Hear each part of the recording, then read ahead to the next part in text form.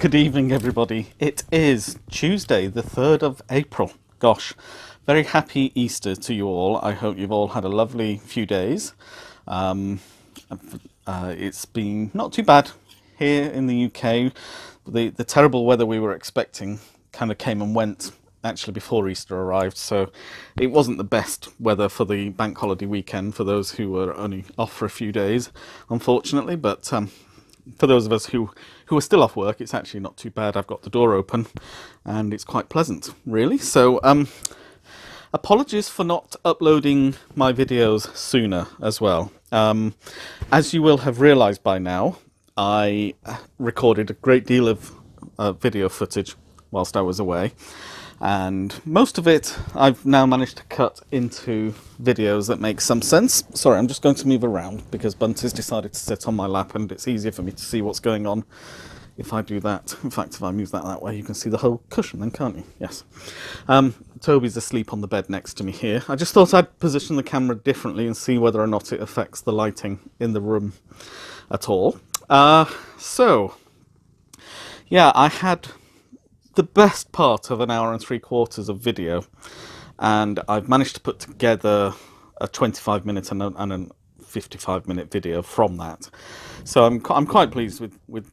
I was part of what's taken so long to produce the videos is I was unsure quite how I was going to cut them all together and whether I would be making them as rambling on or as just a part of the podcast. And I've spent 3 days on this so far, and I thought, no, the time has come, just make a decision. So I made the decision.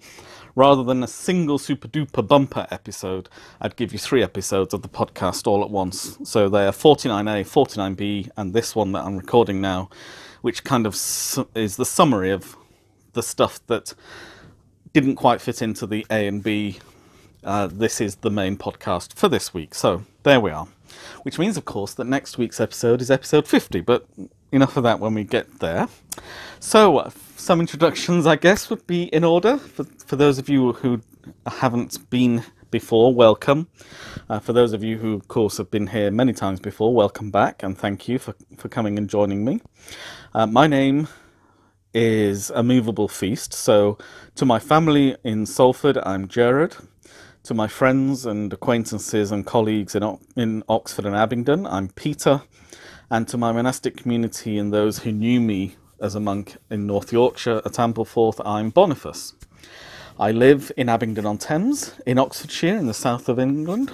I live with my 2 cats, Bunty, who's on my lap, Toby, who's sleeping next to me on the bed. My flatmate has been at work and the gym. He's just currently having a bath. And his 2 boys stayed with us for the long weekend, so we've had quite a busy household over the last few days as well. I'm a former monk and a former bus driver, and I'm interested in all things fibre related. My first love was crochet. I've really got into the knitting more recently. I guess my first love was actually sewing, which I did for a while before I started crocheting. And I've started weaving, and I haven't yet started spinning, and I will be doing that this week. I absolutely promise that by the end of the week I will have some spinning done. So, but basically anything to do with the fibre world and pretty things I'm very much interested in, because we can't ever have too many pretty things in our lives, I think. So we had a lovely time, Bob, Wendy and I, in Scarborough, and we went to Whitby and Ampleforth as well while we were up there. This bozo, complete numpty, went and forgot his tablets, didn't he? Left them on the table there. Took them, left them there, with everything else that he then subsequently packed the following morning, and left the tablets on the side. It was a shame because it did. The problem with not taking the tablets is I develop shakes and my stomach hurts and I can't sleep properly, so it did have an impact on the holiday, but not, I hope, too big an impact. And I think you can see from the videos that I produced that we did pack an awful lot in, and we did have a very positive time overall. It was just a bit of a shame that I kind of wimped out by the Wednesday evening and went to bed about 7 o'clock, so it was just one of those things. Anyway, enough of that such nonsense. We had a lovely time. It it was interesting taking friends back to Ampleforth. I've never done that since I left, so that was an interesting experience.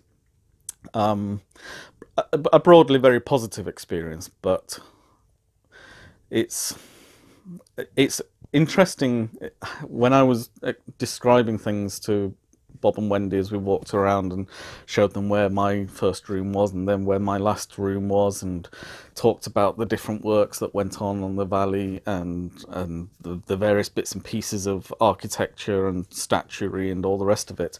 I kept referring to us and we and our. So there was a real kind of I had to keep stopping myself and refer to them because I'm no longer part of. Well, anyway, it was an interesting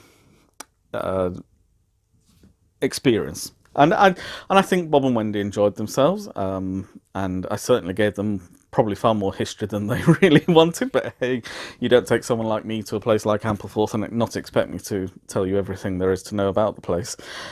So I didn't do as much filming at Ampleforth as I could have done, but I hope that what I have produced for you in the 49B episode gives you a good flavour of the experience.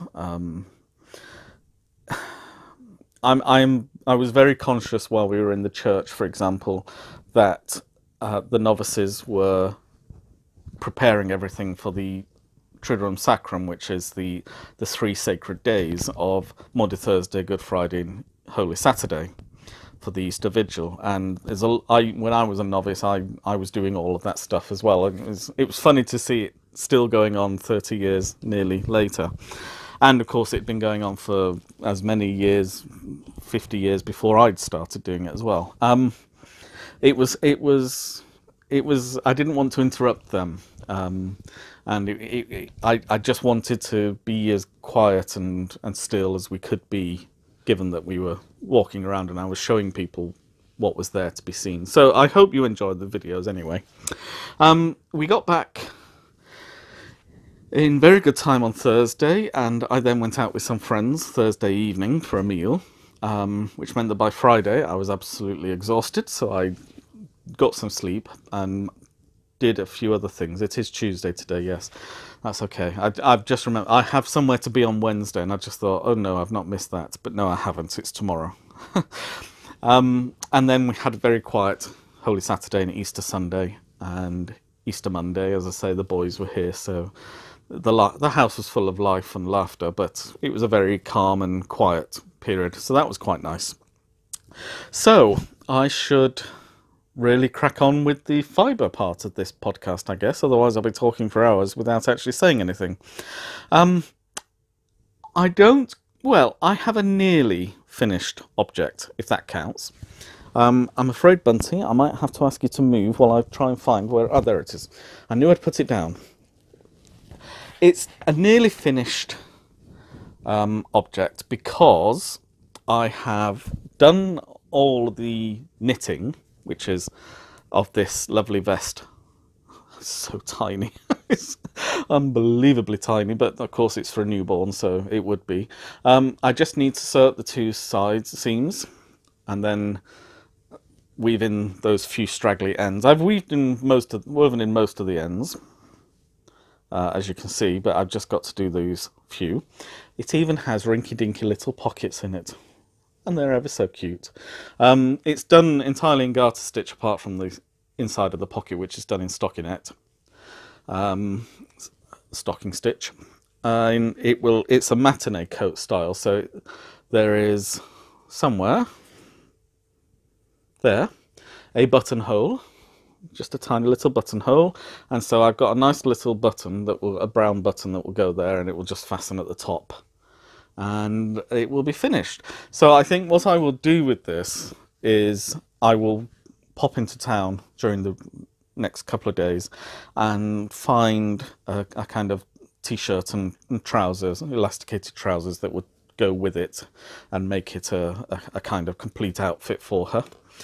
So there we are, Eve. That's my first completed item for you. So the new baby is going to have something. I'm calling it my nearly FO. I will show it again next week when it's completely done with the outfit, just so that you can see how the whole thing looks together. So it's going to be a double bite of the cherry on that one. So that's my nearly FO. In terms of whips, what I was doing while I was away was my socks, my 2 at a time toe up, just follow socks. And it doesn't look like I've done an awful lot, whereas in fact I actually have. The socks I'd only done a few lines of the pattern, so I've actually done quite a bit there. And of course it's 2 socks at a time, so it takes longer to complete a round, but it means that I don't have to slog through a whole second pair of socks when I'm done. So far I'm really enjoying the knit. It's coming along quite quickly. I really enjoy 2 at a time knitting of socks. I don't think I'll ever go back to knitting 1 at a time if I can avoid it.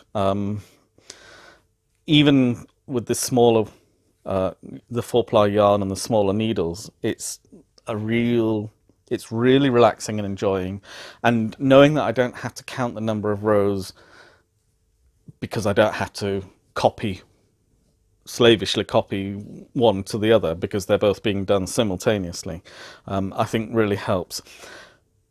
I think especially, I was saying this to Ella in the comments, especially if you're doing a sock which has an afterthought heel, it becomes a very simple and straightforward process, because basically you just knit the tube and cut in the heel afterwards, and so that becomes a very straightforward method of knitting socks.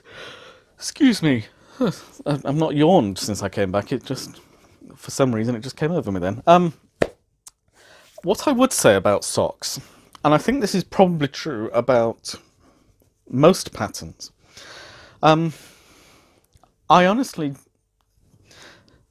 with all the videos that are available, tutorials on YouTube, even the most daunting and difficult, or apparently difficult, pattern is achievable by an ordinary crafter like me. I've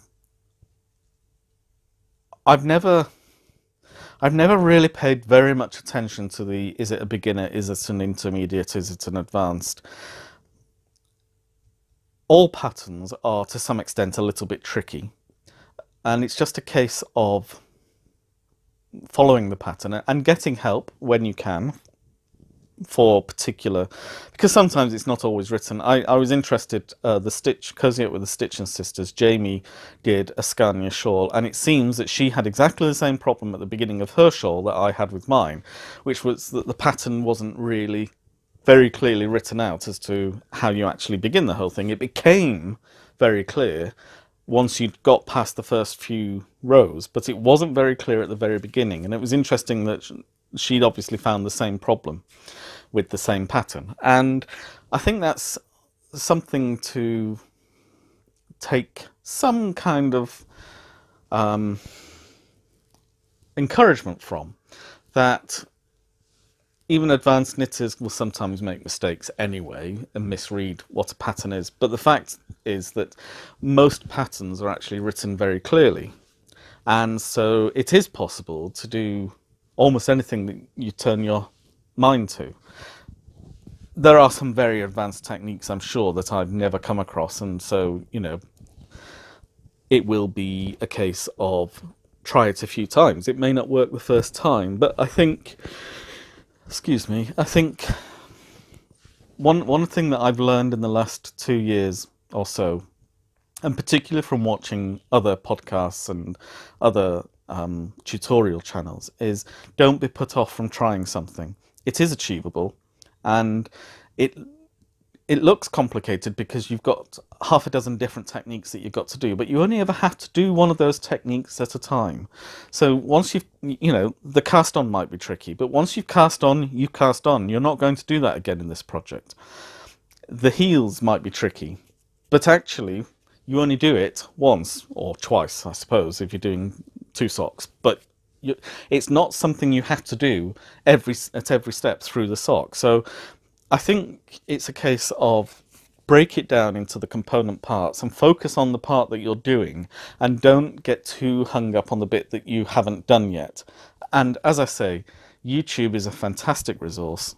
I'm indebted to and in awe of all the people who have spent their time and effort actually putting together these tutorial videos to help people like you and me to be able to express ourselves through our art form. And I think underlining all of that is particularly something like Ravelry. It's an opportunity not just for people to show off their finished objects and we can all look at how wonderful they are, because let's face it, they all are. But it's also an opportunity perhaps to ask questions, to if you've gone wrong in a pattern, send a photo of where you've got to and maybe the bit of the pattern that is giving you problems, and somebody's going to be able to work out what it is that you're supposed to be doing and what it is that you've actually done, and then tell you the difference between them so that you know how to put it right again. And I found that people are always very willing to be helpful on Ravelry, so I wouldn't ever let yourself be put off by something just because it's complicated. It is complicated, but it's not difficult. It's all basically the same things, whether it's crocheting or whether it's knitting or whether it's sewing. It's all basically the same techniques with tweaks. And we can learn those tweaks, and every time we do them, we get better at doing them the next time. So, you know, that would be my kind of encouragement for the week, if you like. So that's my whip for the week.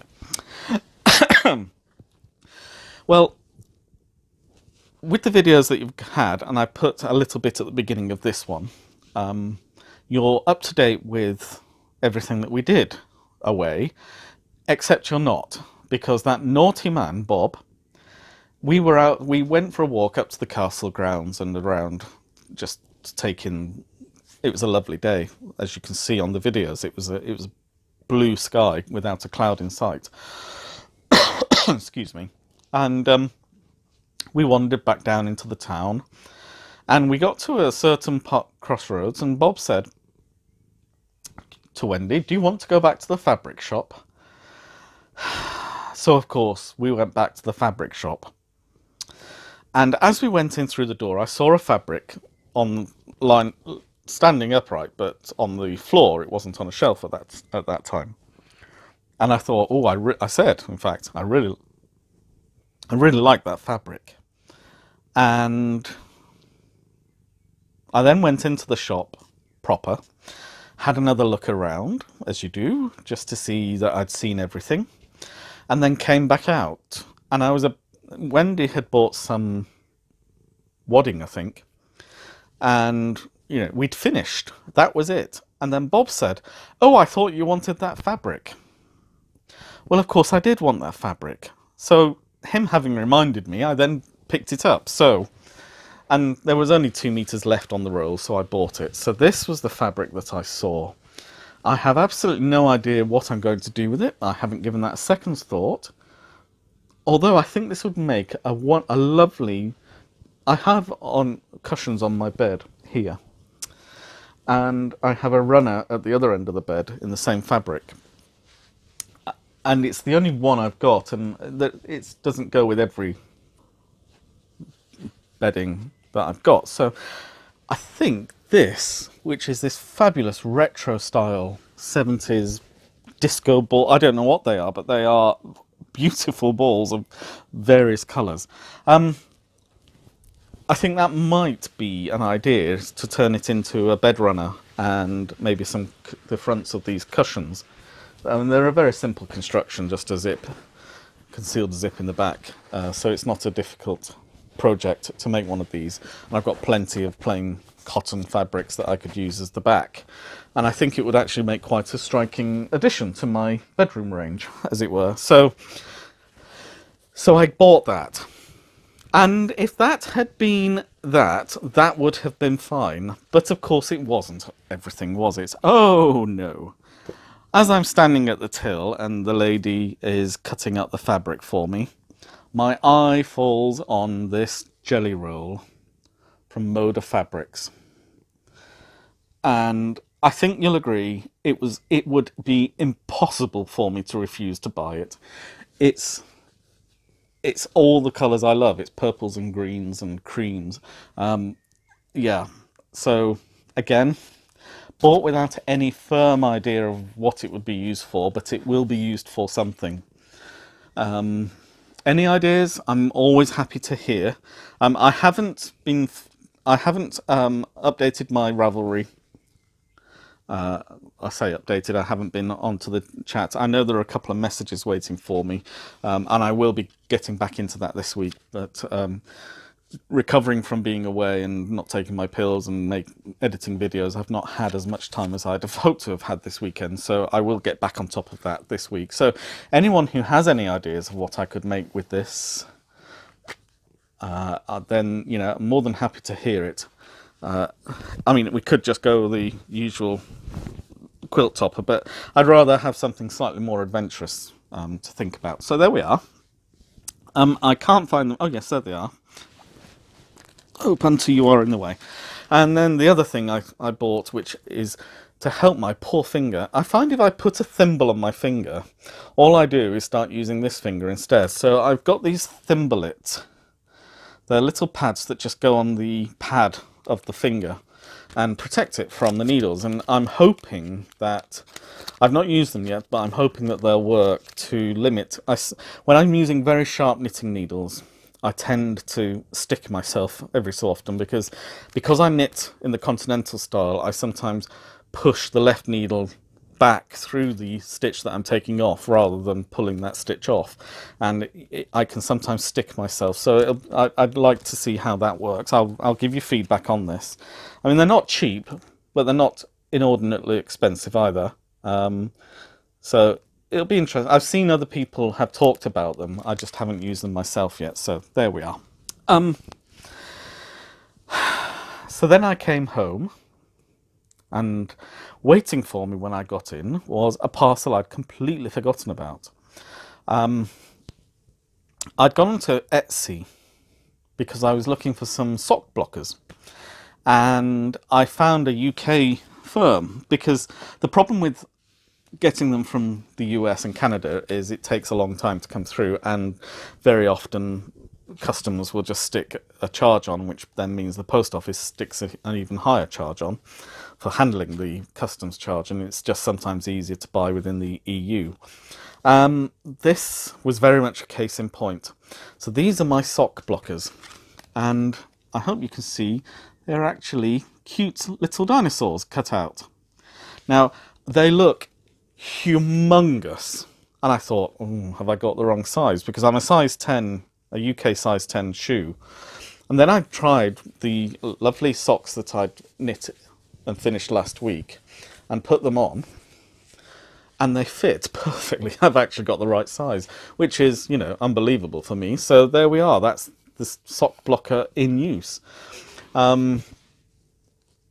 And when they're not in use, I think they will actually look very pretty hanging up on the wall.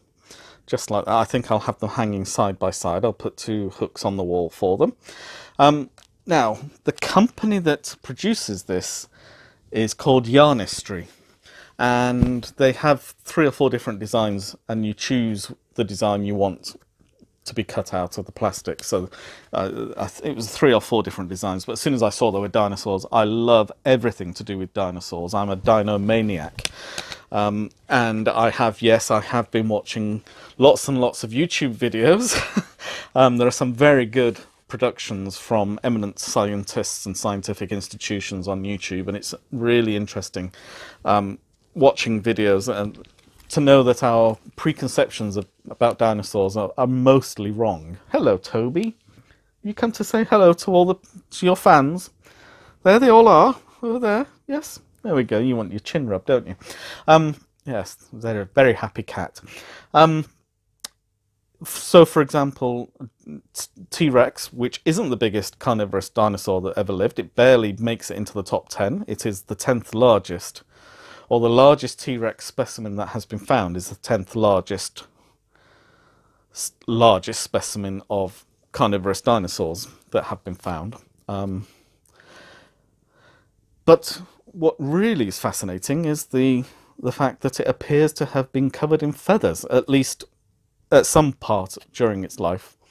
The thought is that probably the juvenile dinosaur was covered in feathers because smaller animals find it more difficult to regulate their body temperatures, and so being covered in feathers would help the smaller dinosaur to regulate its body temperature. Once it had grown larger, it would be able to regulate it through the same ways that crocodiles and alligators do, and other large lizards.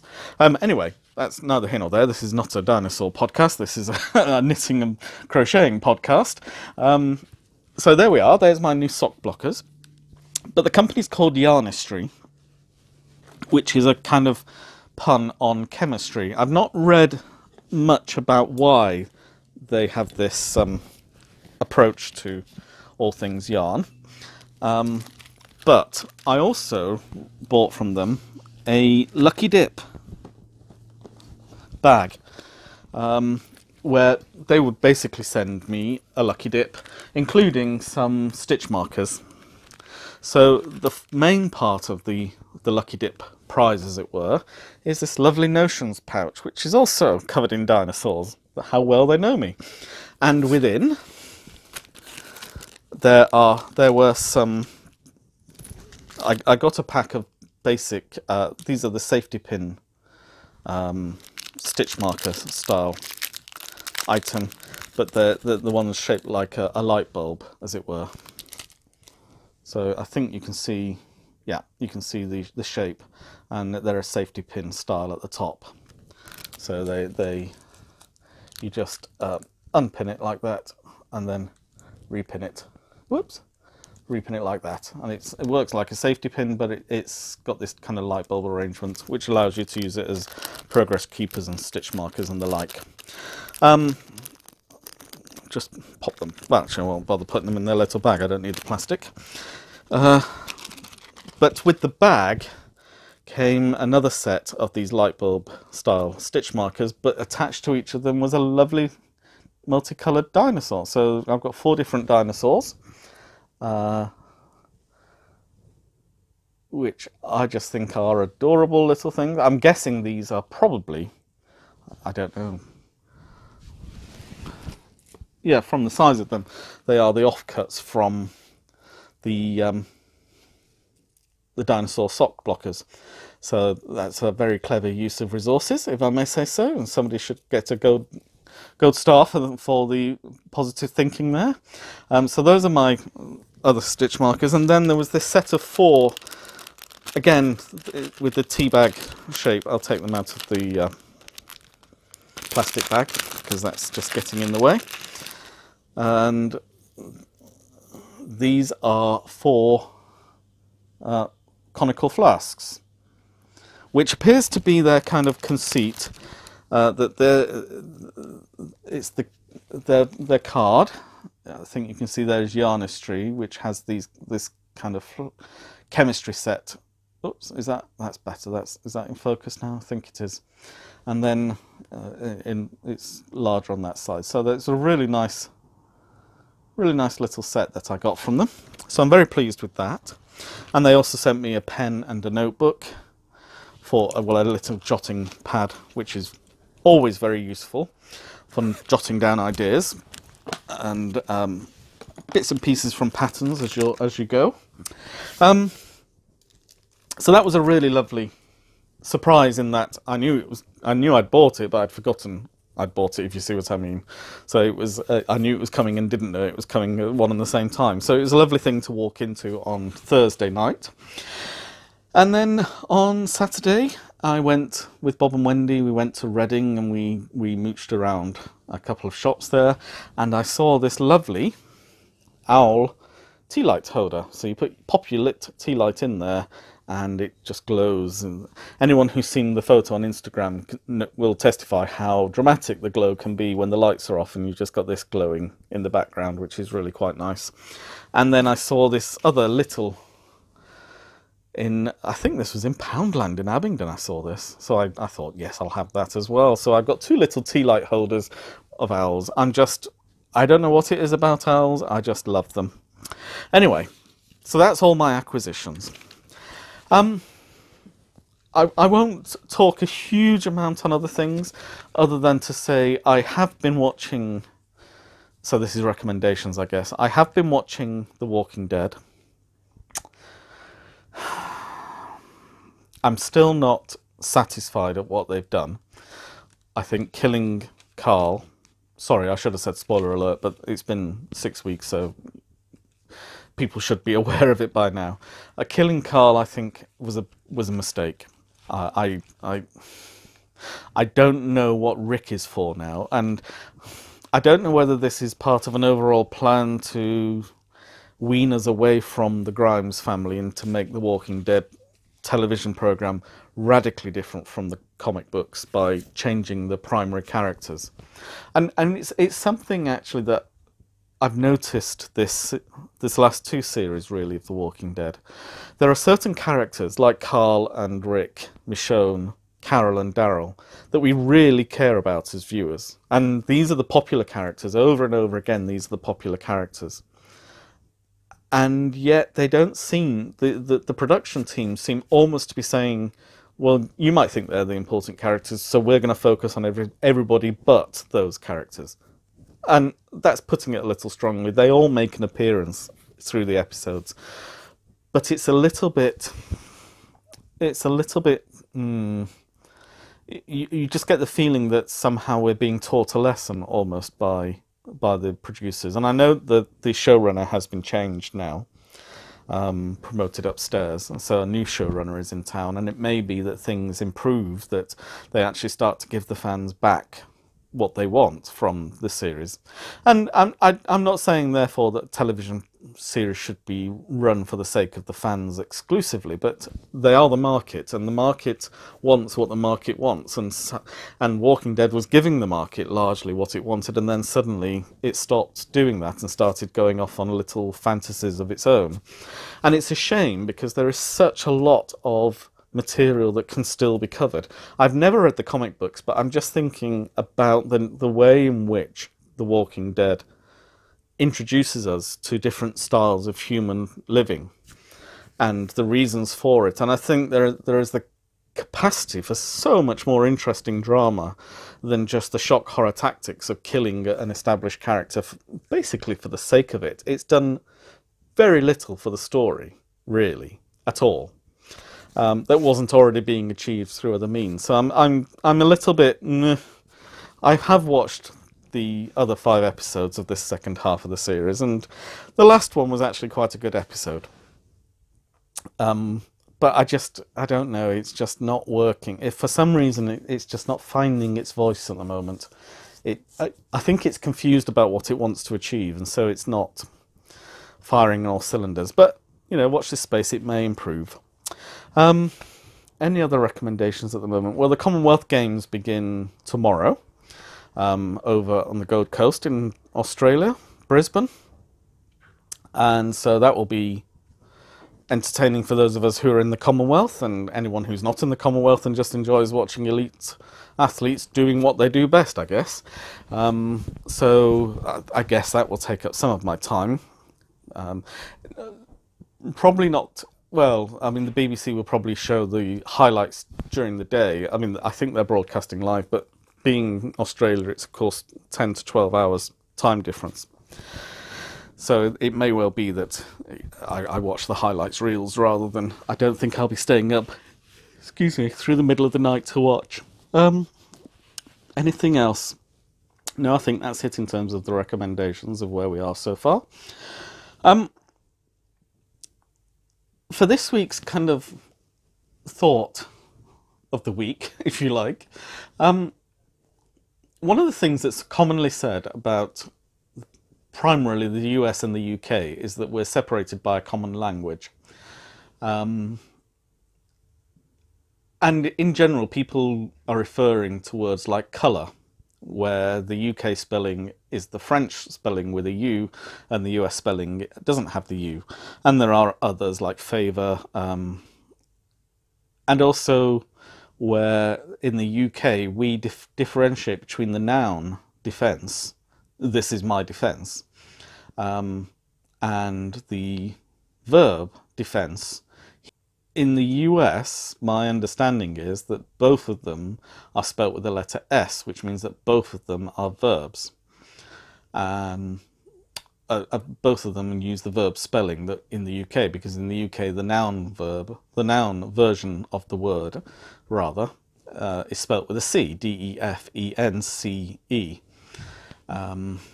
So you've also got words like centre and metre, where in the UK we use the French spelling, which is R-E, but and theatre. And in the US you use the anglicised spelling of ER. And what makes that more amusing or interesting is that this isn't a standard approach across the board. So for example, in the UK, if you want water in the kitchen, you turn on a tap, whereas in the US you turn on the faucet. So I thought, well, where do the words tap and faucet come from, and why are they different? Well, in fact, looking in etymological dictionaries, tap and faucet both arise at approximately the same time, tap being a Germanic and Anglo-Saxon word and faucet being an Old French word, and literally initially meaning the bung used to block a hole drilled in a barrel of liquid, which later comes to mean the device that you can turn on and off to get the liquid out, a tap, a faucet. So whereas with many words, the US is using the French, is using the anglicised version of a word, and the UK is using the French. In this particular instance, it's the UK that's using the English word and the US that's using the French word. So there's no, it's a curious phenomenon, but there's no consistency there. And other words like candy. Now, candy is a fascinating word because a candy in the UK is really only properly used of a hard-boiled sweet. So any soft sweets are sweets.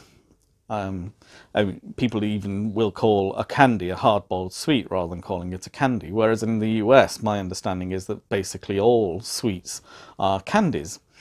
And the word candy comes to us via the Arabic, candy with a Q and ending with an I, and that comes from the Sanskrit khanda, K-H-A-N-D-A, which is basically the sugar syrup that you pour over things and harden, like in the UK what we'd call a toffee apple, and I think in the US would be called a candied apple. And I bring that one up because as a mathematician myself, there is an amusement that the words that we use to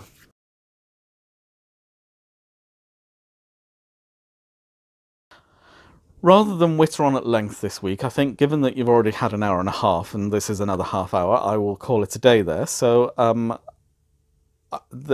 hoping to get back to my normal schedule by the end of the week. I've got time off now, so I'll hopefully get some things done in the next few days as well. So until next time, stay happy, stay well, stay safe, and keep crafting. So bye for now.